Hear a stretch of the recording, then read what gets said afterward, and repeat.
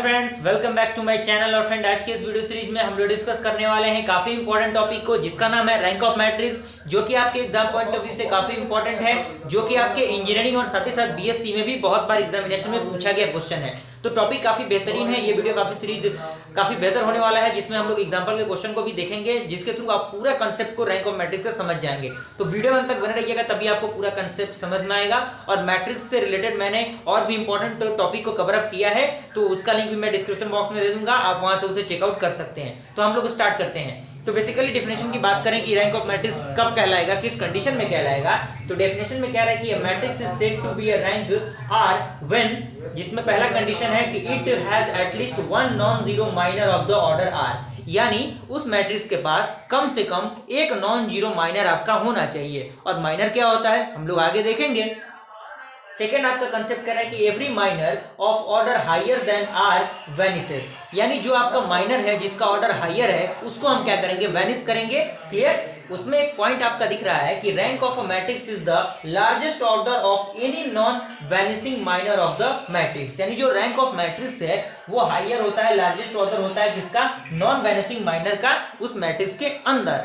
और अगला पॉइंट आपका कह रहा है कि the rank of a matrix A shall be denoted by rho of A, यानी इस सिंबल से हम क्या करते हैं, रैंक ऑफ मैट्रिक्स को डिनोट करते हैं। क्लियर। तो आइए देखते हैं हमारा अगला कंसेप्ट क्या है इसी के अंदर।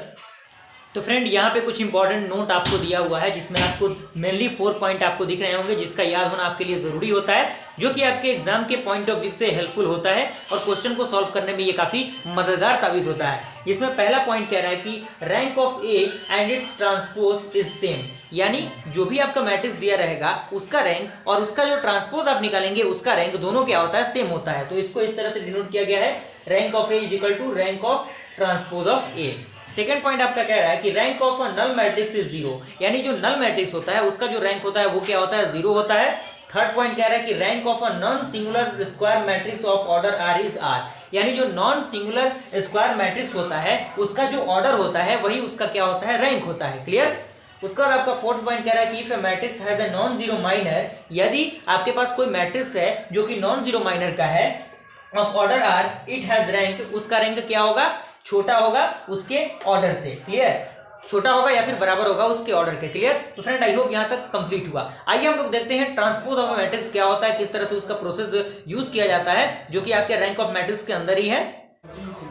तो फ्रेंड, जो हमारा कंसेप्ट है वो है second elementary transformation of a matrix, यानी किस तरह से हम एलिमेंट्री ट्रांसफॉर्मेशन का यूज करेंगे आपके रैंक ऑफ मैट्रिक्स के क्वेश्चंस को सॉल्व करने के लिए, उसे हम लोग डिस्कस करेंगे। तो उसमें पॉइंट आपका कह रहा है कि the following operation 3 of which refers to the row and 3 of columns are known as the elementary transformation, यानी ये जो ट्रांसफॉर्मेशन है इसमें हम क्या करेंगे, कुछ रो को कुछ कॉलम को क्या करेंगे, चेंज करेंगे और उसके अकॉर्डिंग उसको चेंज करेंगे। मेनली इसमें 3 प्रॉपर्टीज हैं।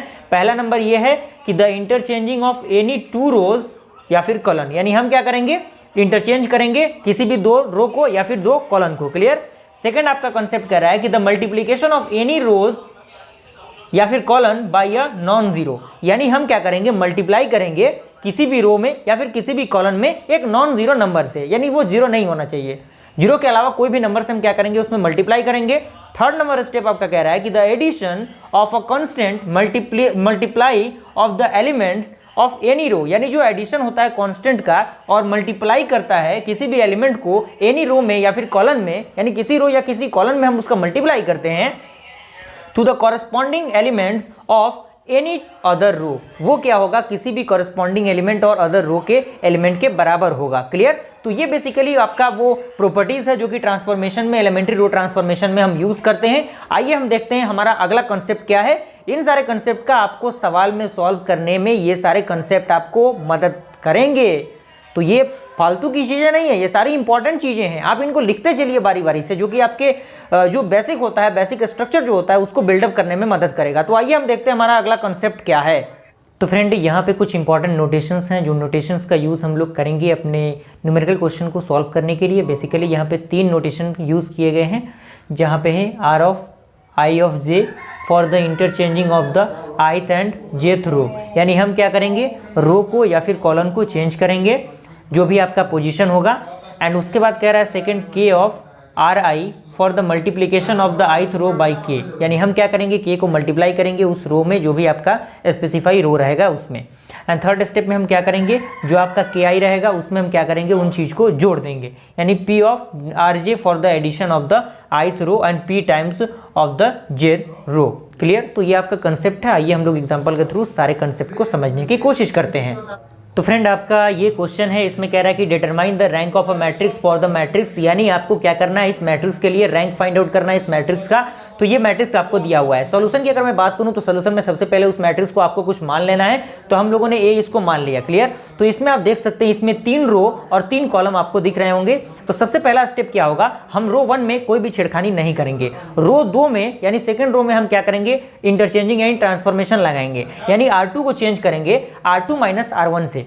तो जैसे ही हम इसको चेंज करेंगे तो आपका जो मैट्रिक्स होगा वो बनेगा, और इस सिंबल को हम यूज करेंगे जो कि आपका टिल्ड का सिंबल है, तो इसको हम यूज करेंगे। तो ये आपका R1 तो सेम रहेगा, R3 भी सेम रहेगा, R2 में चेंज होगा। तो R2 हम चेंज कर रहे हैं किससे, R2 माइनस R1 से, यानी इसमें से ये माइनस हो रहा है। तो 1 माइनस 1 क्या हो गया, 0 हो गया।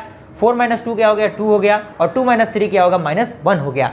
आपका R2 का तो काम हो गया। अब हम क्या करेंगे, R3 पे आएंगे। R3 को अगर हम सॉल्व करेंगे, R3 माइनस 2R1, यानी हम R3 में से 2R1 माइनस करते हैं, तो ये आपका R1 और R2 क्या है वो तो सेम रहेगा। R3 में चेंज होगा तो यहाँ पे 2 मल्टीप्लाई होगा, 2 माइनस 2 क्या हो जाएगा, 0। यहाँ पे 2 मल्टीप्लाई होगा तो 4 हो जाएगा, तो 6 माइनस 4 क्या हो जाएगा, आपका 2 हो जाएगा। यहाँ पे 2 मल्टीप्लाई होगा तो 6 होगा, तो 5 माइनस 6 क्या हो जाएगा, -1 हो जाएगा। क्लियर? और उसके बाद हम एक और ट्रांसफॉर्मेशन लगाएंगे, हम R2 को चेंज करेंगे R2 प्लस R3 से। जैसे ही हम इसको चेंज करेंगे तो जो आपका मैट्रिक्स बनेगा वो 1, 2 और 3, और R2 आपका क्या हो जाएगा, ये 0 हो जाएगा। R3 हम चेंज करेंगे, सॉरी R3 हम चेंज करेंगे। R3 आप यहाँ पे देखिए, R3 चेंज हो जाएगा तो ये और ये क्या हो जाएगा, आपका 0 हो जाएगा। और यहाँ से ये क्या हो जाएगा आपका, यहाँ पे हम माइनस करेंगे इसको, यहाँ पे हम माइनस करेंगे तो यहाँ पे 2 और 2 माइनस 2 0 हो जाएगा। और यहाँ पे क्या हो जाएगा, यहाँ पे -1 प्लस 1 क्या हो जाएगा, आपका 0 हो जाएगा।